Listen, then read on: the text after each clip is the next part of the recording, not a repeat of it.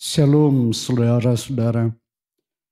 Marilah kita mengikuti ibadah minggu ke-9 setelah Trinitatis. Kita bernyanyi dari buku nyanyian HKBP nomor 574, Pujilah, pujilah Tuhanmu.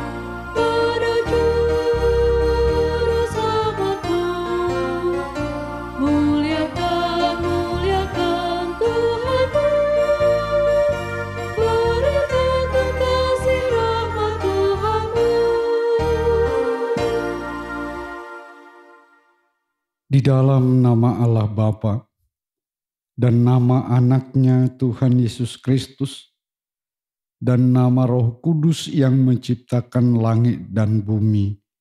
Amin. Sehingga hidupmu layak di hadapannya serta berkenan kepadanya dalam segala hal. Dan kamu memberi buah dalam segala pekerjaan yang baik dan bertumbuh dalam pengetahuan yang benar tentang Allah. Beribadahlah kepada Tuhan dengan sukacita. Datanglah ke hadapannya dengan sorak-sorai haleluya.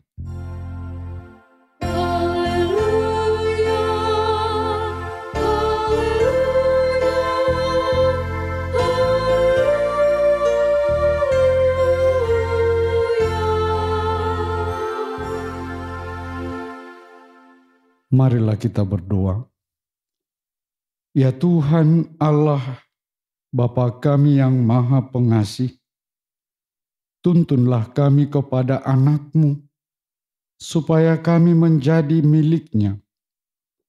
Berilah kepada kami iman dan kepercayaan yang benar, supaya kami beribadah kepada-Mu saja.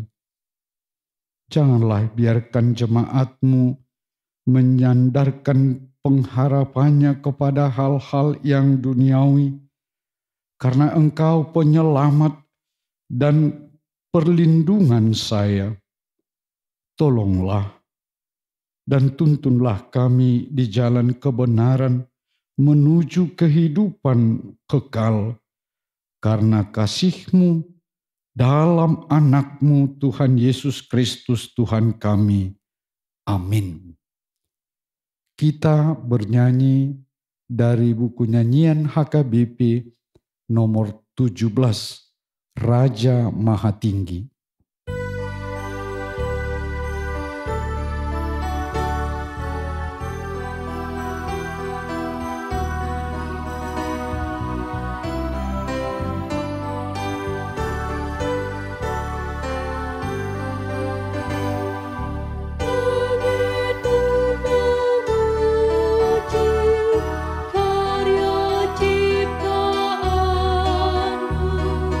Sungguh baik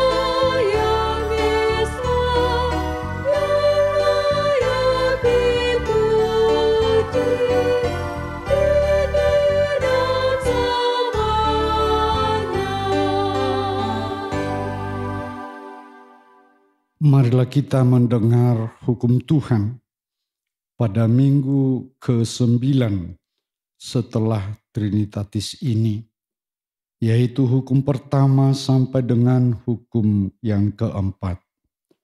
Hukum pertama, Akulah Tuhan Allahmu, jangan ada padamu Allah lain di hadapanku. Hukum kedua, jangan berbuat bagimu patung yang menyerupai apapun yang ada di langit, atau yang ada di bumi, atau yang ada di dalam air di bawah bumi, untuk disembah atau dituruti. Hukum ketiga, jangan menyebut nama Tuhan Allahmu dengan sembarangan, sebab Tuhan akan menghukum orang yang menyanyiakan namanya. Hukum keempat, ingat dan kuduskanlah hari Sabat. 6 hari lamanya engkau akan bekerja dan melakukan segala pekerjaanmu. Tetapi hari ke-7 adalah hari Sabat Tuhan Allahmu, maka jangan melakukan sesuatu pekerjaan. Engkau atau anakmu laki-laki atau anakmu perempuan, atau hambamu laki-laki atau hambamu perempuan, atau hewanmu atau orang asing yang berada di tempat kediamanmu. Sebab pada 6 hari lamanya Tuhan menjadikan langit dan bumi, laut dan segala isinya, dan Ia berhenti pada hari yang ke-7. Itulah sebabnya Tuhan memberkati hari Sabat dan menguduskannya. Demikian hukum Tuhan. Marilah kita memohon kekuatan kepada Tuhan untuk melakukan hukum-Nya. Ya Tuhan Allah, kuatkanlah kami melakukan yang sesuai dengan kehendak-Mu. Amin. Kita bernyanyi dari buku nyanyian HKBP nomor 424, Suara Roh Tuhan.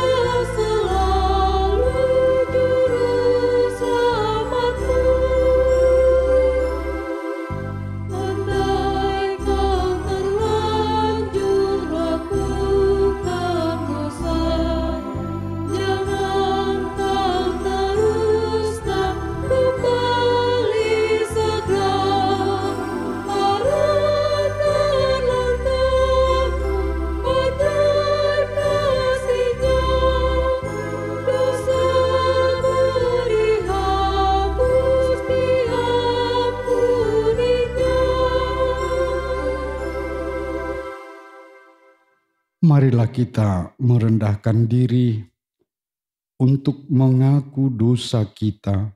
Kita berdoa. Ya Allah, Bapa kami yang Maha Kuasa dan Maha Pengasih. Kami orang berdosa yang hina ini datang ke hadapan-Mu yang kudus dan mulia, mengaku dan meminta keampunan segala dosa dan kejahatan kami. Kami sering mendukakan Tuhan karena perkataan, pikiran, dan perbuatan kami yang tidak benar. Kami tidak mengasihi Engkau dengan segenap hati, dengan segenap kekuatan, dan dengan segenap akal budi kami. Dan kami tidak mengasihi sesama manusia seperti diri kami. Kami layak kena murka dan terkutuk selama-lamanya. Tetapi sekarang kami datang memohon keampunan dosa kami. Tolonglah kami, agar kami dapat bertobat dan meninggalkan segala kejahatan kami. Karena Yesus Kristus, Anak Allah yang tunggal, dan karena nama-Mu yang kudus itu. Ya Allah, kasihanilah kami orang berdosa ini. Amin. Marilah kita mendengar janji Tuhan tentang pengampunan dosa. Hanya sesaat lamanya aku meninggalkan engkau. Tetapi karena kasih sayang yang besar, aku mengambil engkau kembali. Dalam murka yang meluap, aku telah menyembunyikan wajahku terhadap engkau sesaat lamanya. Tetapi dalam kasih setia abadi, aku telah mengasihani engkau, firman Tuhan penebusmu. Kemuliaan bagi Allah di tempat yang maha tinggi. Amin. Kita bernyanyi dari buku nyanyian HKBP nomor 441, Ku bersama Yesus.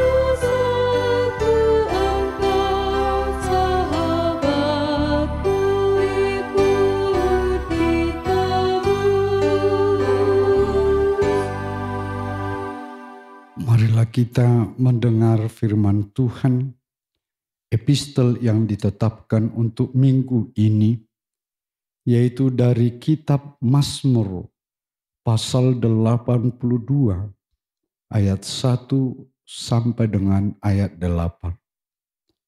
Mazmur Asaf. Allah berdiri dalam sidang ilahi, di antara para Allah ia menghakimi. Berapa lama lagi kamu menghakimi dengan lalim dan memihak kepada orang fasik? Berilah keadilan kepada orang yang lemah dan kepada anak yatim. Belalah hak orang sengsara dan orang yang kekurangan. Luputkanlah orang yang lemah dan yang miskin. Lepaskanlah mereka dari tangan orang fasik. Mereka tidak tahu dan tidak mengerti apa-apa.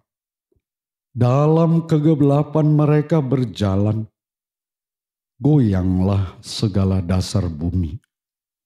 Aku sendiri telah berfirman, kamu adalah Allah dan anak-anak yang maha tinggi kamu sekalian. Namun seperti manusia, kamu akan mati. Dan seperti salah seorang pembesar, kamu akan tewas. Bangunlah ya Allah, hakimilah bumi, sebab engkaulah yang memiliki segala bangsa. Demikianlah firman Tuhan. Berbahagialah orang yang mendengar firman Allah, serta memeliharanya. Amin. Kita bernyanyi dari buku nyanyian HKBP nomor 510. Sadarkanlah segera. Yesus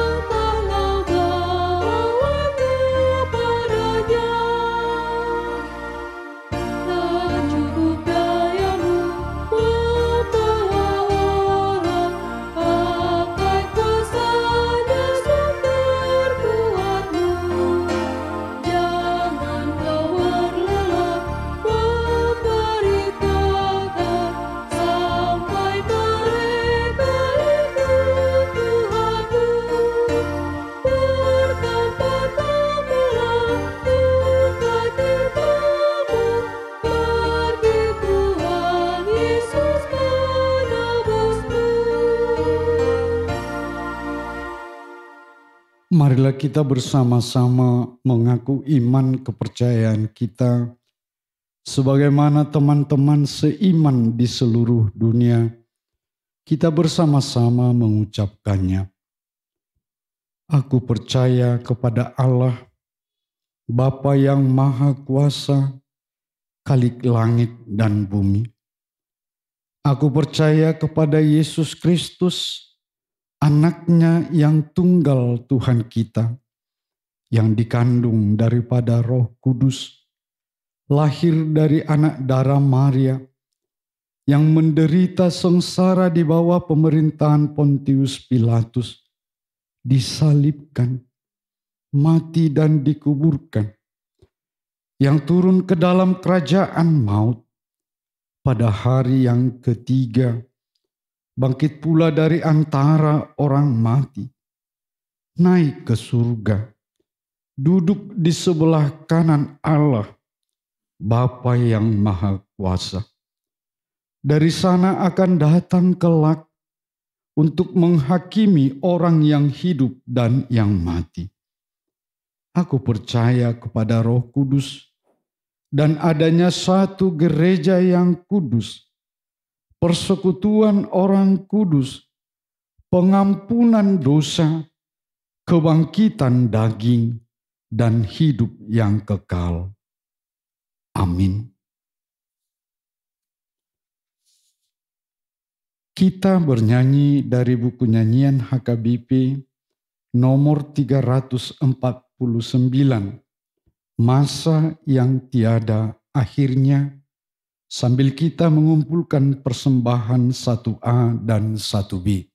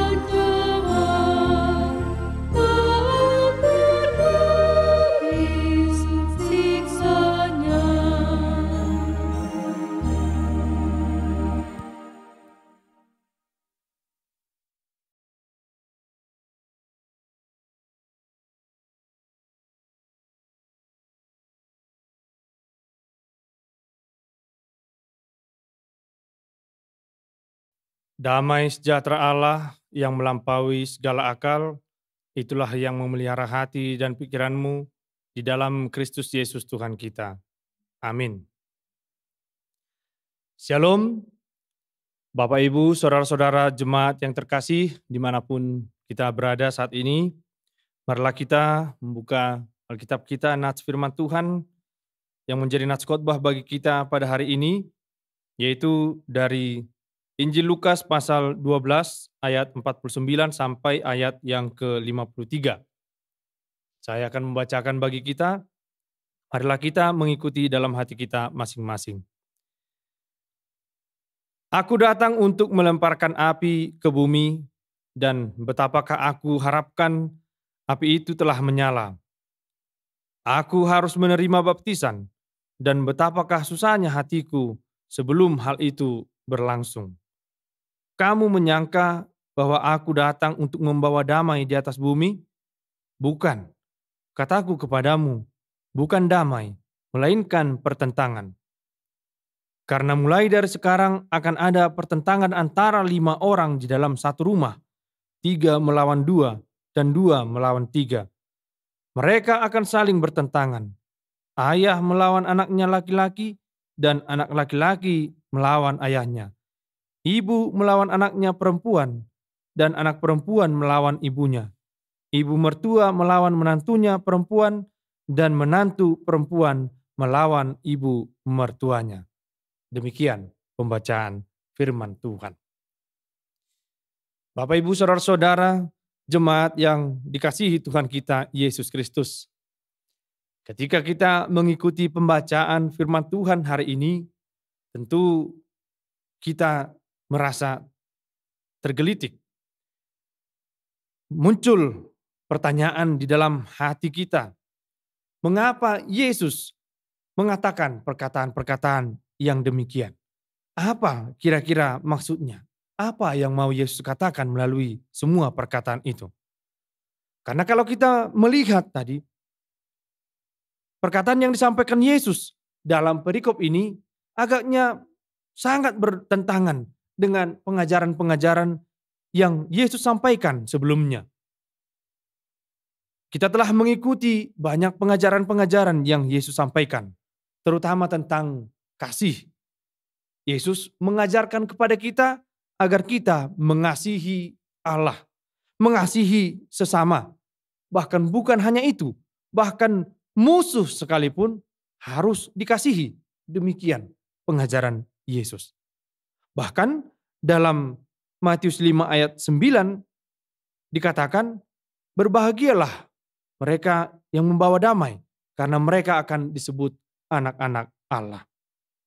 Tentu semua pengajaran-pengajaran ini bertolak belakang dengan perkataan yang Yesus sampaikan dalam perikop ini.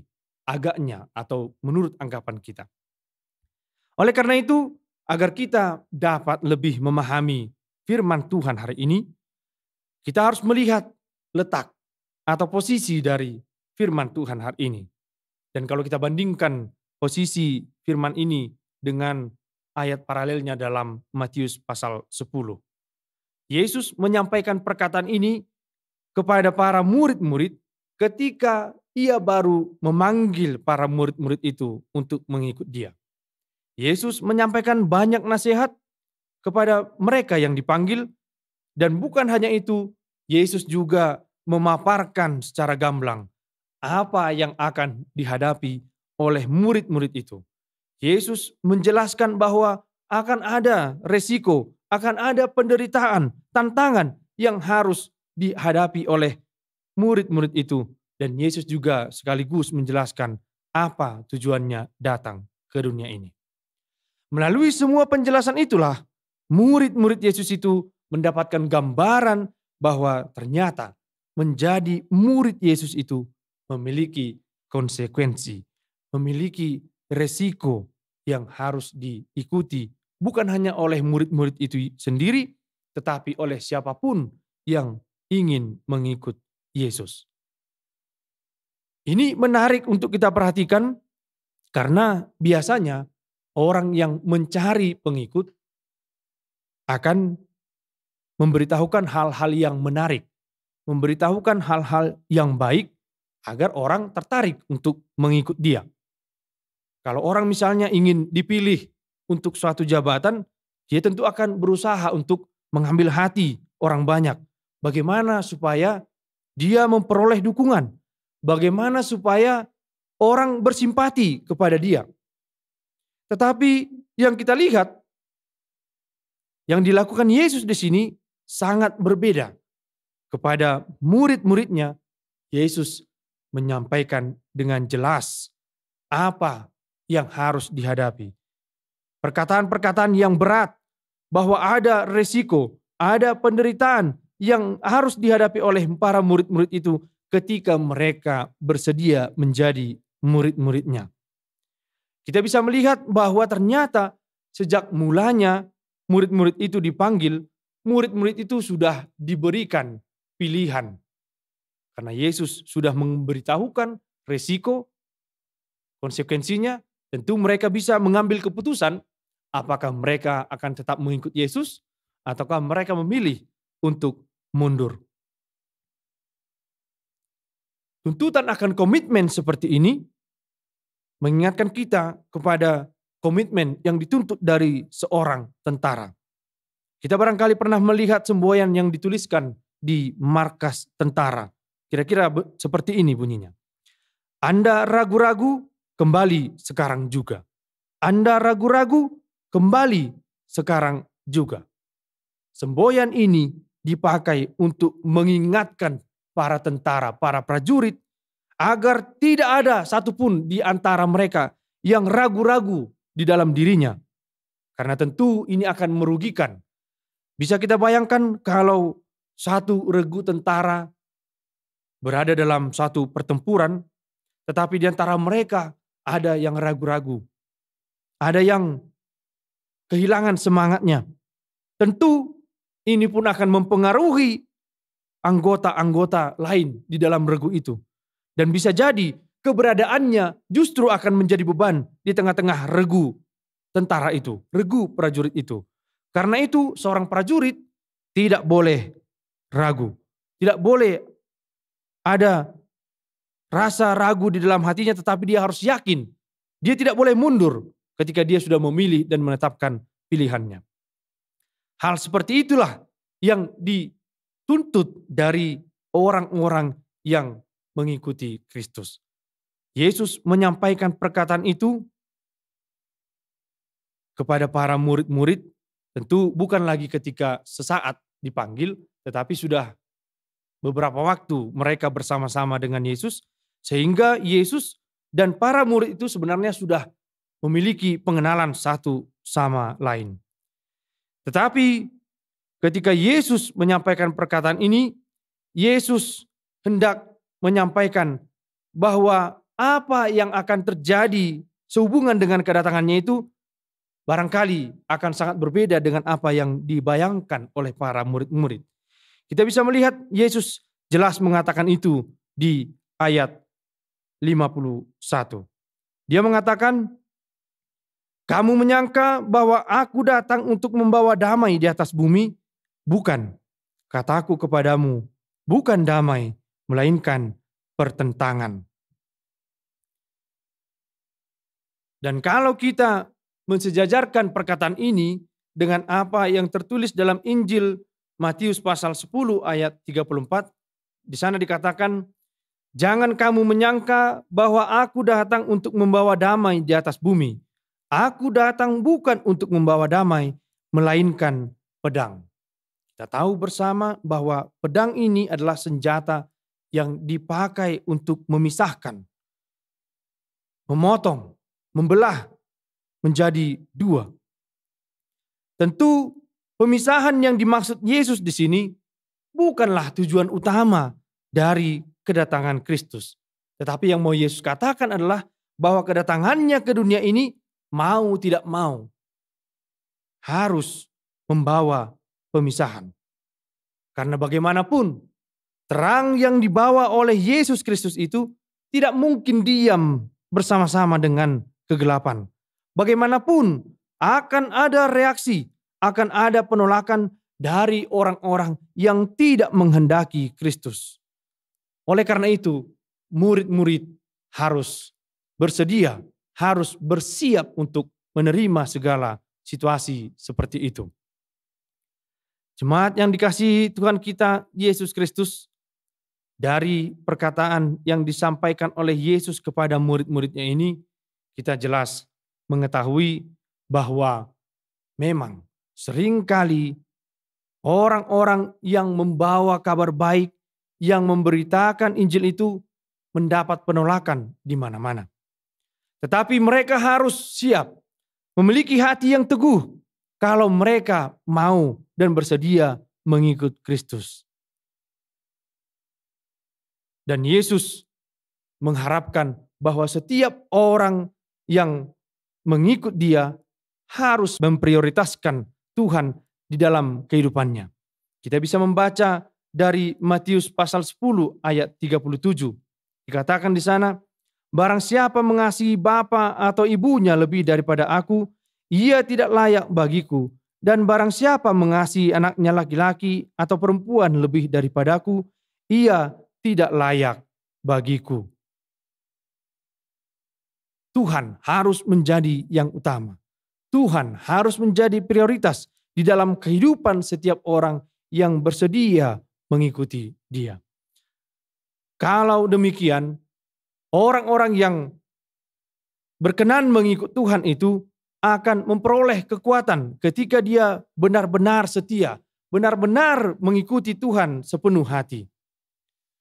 Tentu melalui perkataan yang disampaikan Yesus melalui perikop ini, kita menyadari bahwa ternyata bukan hanya kesenangan yang ada di dunia ini yang akan Yesus berikan kepada kita, kepada orang yang percaya kepadanya. Inilah perbedaan pengajaran yang Yesus sampaikan dari pengajaran yang ada pada masa itu. Terutama dari pengajaran dan pengharapan yang ada di tengah-tengah orang-orang Yahudi pada waktu itu. Pada masa itu, orang-orang Yahudi berada di bawah penjajahan bangsa Romawi. Melalui kitab suci, mereka berharap bahwa suatu saat Mesias akan datang untuk melepaskan bangsa itu dari genggaman bangsa Romawi, bangsa asing, dan kemudian tahta Daud akan kembali ditegakkan. Tetapi Yesus menegaskan bahwa kerajaan yang Dia bawa bukanlah seperti kerajaan yang dibayangkan oleh orang-orang Yahudi pada saat itu. Tentu yang Dia bawa adalah kerajaan damai. Itu sebabnya Yesus sering disebut Raja Shalom, Raja Damai. Dan itu Dia tunjukkan melalui kedatangannya ke kota Yerusalem, di mana Dia menunggangi seekor keledai betina. Melaluinya Yesus menggambarkan bahwa Dia datang dalam kelemah lembutan, bukan dalam semangat peperangan, bukan dalam semangat perpecahan. Tetapi tentu rencana Allah tidak bisa selalu sejalan dengan apa yang dipikirkan oleh manusia. Terkadang harus timbul perpecahan, harus timbul pemisahan, sebagaimana yang Yesus katakan tadi. Bahwa sebenarnya maksud utama kedatangan Yesus bukan membawa perpecahan itu sendiri, tetapi pemisahan, perpecahan itu menjadi konsekuensi logis dari kedatangan Kristus itu sendiri. Itu hal yang tidak bisa dihindari. Dan kalau kita bandingkan, sebagaimana kita sebut tadi bahwa perkataan ini disampaikan kepada murid-murid Yesus. Ketika murid-murid itu dipanggil, maka ini tentu akan sangat mengena di dalam kehidupan mereka. Kita bayangkan bagaimana murid-murid itu dipanggil untuk mengikut Yesus sepenuhnya. Tentu hal ini belum tentu dalam persetujuan pihak keluarga mereka. Akan ada orang yang menentang, ada orang yang tidak setuju. Apalagi pada masa itu, pengajaran yang Yesus sampaikan adalah pengajaran yang radikal, yang jauh berbeda dari pengajaran-pengajaran yang umumnya diperdengarkan di tengah-tengah masyarakat pada waktu itu. Bahkan tindakan-tindakan Yesus juga dianggap sebagai tindakan yang menyimpang, di mana Dia bergaul akrab dengan para pemungut cukai, dengan perempuan-perempuan yang dianggap perempuan yang tidak baik, dengan orang-orang yang miskin, dengan orang-orang yang terkena penyakit yang dianggap sebagai sampah masyarakat pada waktu itu. Hal yang dilakukan Yesus ketika itu dianggap tidak lazim, tidak biasa. Apalagi sebagian orang pada waktu itu sudah mulai menganggap Yesus sebagai tokoh, tetapi Yesus justru melakukan perbuatan yang dianggap tidak layak. Bagaimana Yesus sebagai seorang tokoh tetapi bergaul dengan orang-orang marginal. Ini sangat tidak lazim ketika itu. Bahkan kalau kita membaca di dalam Matius 3 ayat 21, pihak keluarga Yesus sendiri menganggap Yesus sudah tidak waras ketika dia melakukan semua pelayanan-pelayanannya itu.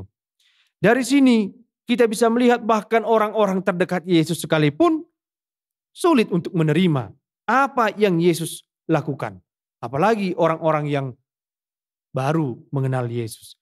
Tetapi kita bisa melihat bahwa melalui perikop ini, setiap orang yang akan mengikut Yesus dituntut untuk mengikuti Yesus sepenuhnya. Mereka boleh memilih apakah mereka akan tetap mengikut Yesus atau mereka memilih untuk mundur. Tapi kita, orang-orang yang percaya kepada Yesus Kristus, tentu akan berpegang teguh kepada firman Tuhan. Kita tahu bahwa sebagai orang percaya, sebagai orang Kristen, sebagaimana yang Yesus katakan di sini kepada murid-muridnya, ada risiko, ada konsekuensi yang bisa terjadi kepada kita. Kita bisa mengalami tindakan-tindakan yang tidak enak. Tindakan-tindakan diskriminatif oleh karena kepercayaan kita, oleh karena iman kita. Kita melihat bahwa di tengah-tengah bangsa dan negara kita sekalipun dikatakan dilindungi oleh negara, tetapi ternyata masih banyak orang-orang yang percaya itu yang tidak dapat dengan leluasa melaksanakan peribadahan mereka. Mereka tidak dapat mendirikan rumah ibadah. Bahkan ketika rumah ibadah itu didirikan, banyak orang yang menuntut agar itu dibubarkan, ibadah dilarang. Hal-hal semacam ini sangat mungkin melemahkan kita. Kita bisa mengalami tadi tindakan diskriminasi itu bukan hanya ketika kita beribadah, tetapi juga ketika kita dalam hidup sehari-hari kita. Anak-anak sekolah bisa merasakan tindakan-tindakan diskriminatif di tempat mereka menimba ilmu. Orang-orang yang bekerja juga bisa merasakan tindakan-tindakan diskriminatif di dalam pekerjaan mereka. Ini sedikit banyak tentu akan mempengaruhi iman percaya setiap orang. Tetapi bagaimana kita bisa menyadari bahwa memang mengikut Kristus itu penuh dengan resiko. Banyak hal yang tidak enak. Tetapi ketika kita berpegang teguh dan percaya kepadanya, kita yakin bahwa kita akan memperoleh kekuatan sehingga kita mampu melewati berbagai macam tantangan itu. Sehingga kita mampu mengatasi walaupun kita merasakan tindakan-tindakan yang diskriminatif itu tadi. Tapi itu tidak akan melemahkan iman kita, tetapi justru itu akan menjadi penguatan bagi kita ketika kita menyadari Allah menyertai kita senantiasa. Amin. Kita berdoa. Ya Tuhan Allah Bapa yang bertahta dalam kerajaan surga, kami mengucap syukur dan terima kasih kepadamu ya Tuhan. Karena Engkau senantiasa menyertai kami dalam kehidupan kami sehari-hari. Pada saat ini juga kami mengucap syukur kepadamu. Bila Engkau berkenan untuk kebaktian yang kami laksanakan, sekalipun kebaktian ini kami ikuti secara virtual. Biarlah kiranya Engkau tetap berkenan dan firman-Mu tetap menguatkan kami di dalam menjalani kehidupan kami sehari-hari. Kiranya Engkau menyertai kami Tuhan. Sekalipun kami harus menghadapi berbagai macam tantangan, berbagai macam kesulitan, sebagaimana yang Engkau sampaikan kepada murid-murid-Mu dahulu. Tetapi murid-murid-Mu memilih untuk tetap setia mengikuti Engkau. Biarlah kiranya semangat itu juga ada di dalam diri kami, ada di dalam diri setiap orang yang telah mengaku sebagai orang-orang Kristen, sebagai pengikut-Mu. Kiranya Engkau memberkati seluruh jemaat-Mu Tuhan, gereja-Mu HKBP. Berkatilah seluruh pemimpin-pemimpin gereja-Mu yang telah Engkau pilih. Berilah mereka hikmat dan kebijaksanaan, agar dapat melaksanakan tugas pelayanan dengan baik. Berkati seluruh jemaat-Mu dimanapun kami berada ya Tuhan. Biarlah kiranya kami senantiasa di dalam penyertaan-Mu, agar kami juga melakukan segala pekerjaan kami seturut dengan apa yang Kau kehendaki. Kami berdoa untuk saudara-saudara kami, bila di antara kami ada yang dalam keadaan sakit, kiranya Engkaulah yang memberikan kami kesembuhan. Bila di antara kami ada yang berduka, berilah kami kekuatan dan pengharapan. Dan segala pengharapan kami, cita-cita kami Tuhan, kami sampaikan kepadamu. Berilah kiranya apa yang menjadi kerinduan dalam hati kami, dalam kehidupan pribadi, dalam kehidupan keluarga. demikian juga dalam persekutuan kami. Kiranya Engkau berkenan mendengarkan doa dan permohonan kami. Kami juga berdoa untuk bangsa dan negara kami Tuhan. Kiranya Engkau memberkati setiap pemimpin kami. Berilah kepada mereka hikmat dan kebijaksanaan untuk mengambil kebijakan yang tepat sesuai dengan kehendak-Mu. Ampunilah segala dosa dan pelanggaran kami, agar kami layak menjadi anak-anak-Mu. Terimalah doa kami ini di dalam nama anak-Mu Tuhan Yesus Kristus. Kami berdoa dan mengucap syukur. Amin.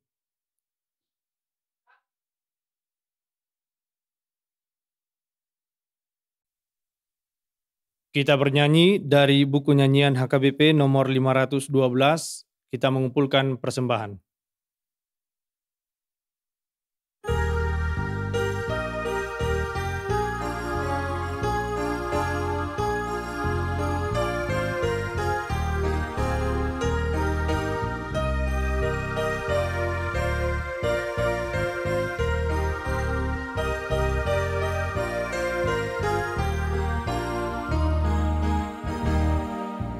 Yesus menjalani sungai darahnya, nyatakan kasih-Nya padaku dan kau. Roh Kudus-Nya menemani selalu, yang menghapus dosamu dan dosaku.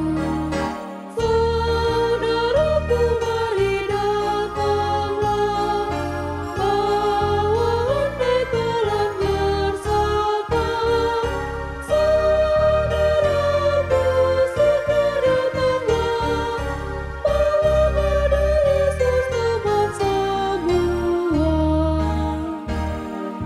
Ada kuasa firman-Nya di rumahmu, dibuka kau gunakan senjatamu.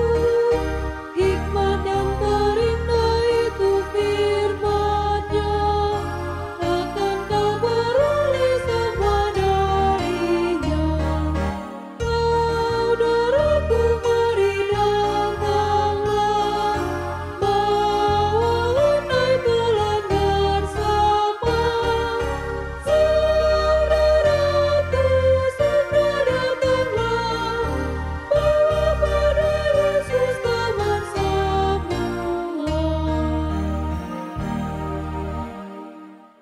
Marilah kita berdoa untuk menyerahkan persembahan kita kepada Tuhan. Ya Allah Bapa kami yang di surga, kami mengaku bahwa Tuhan adalah sumber dari segala karunia yang melimpah dalam kehidupan kami masing-masing. Sebagian daripada karunia itu kami serahkan kembali sebagai persembahan kepada Tuhan. Terimalah dan berkatilah persembahan umat-Mu ini, agar dapat kami pergunakan untuk pekerjaan dan pelayanan kerajaan Tuhan di dunia ini. Bukalah hati kami untuk mengenal betapa banyak berkat dan karunia yang kami peroleh dari Tuhan, supaya kami senantiasa bersyukur kepadamu di dalam nama Yesus Kristus Tuhan kami. Amin. Tuhan karuniamu, dan jiwaku semua, nyawa juga hidupku, harta milikku semua, ku serahkan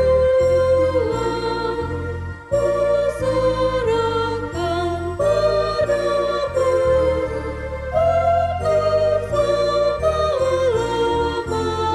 selama-lamanya. Bapa kami yang di surga, dikuduskanlah namamu, datanglah kerajaan-Mu, jadilah kehendak-Mu di bumi seperti di surga. Berikanlah kami pada hari ini makanan kami yang secukupnya, dan ampunilah kami akan kesalahan kami, seperti kami juga telah mengampuni orang yang bersalah kepada kami. Dan janganlah membawa kami ke dalam pencobaan, tetapi lepaskanlah kami daripada yang jahat. Karena Engkau punya kerajaan dan kekuasaan dan kemuliaan sampai selama-lamanya.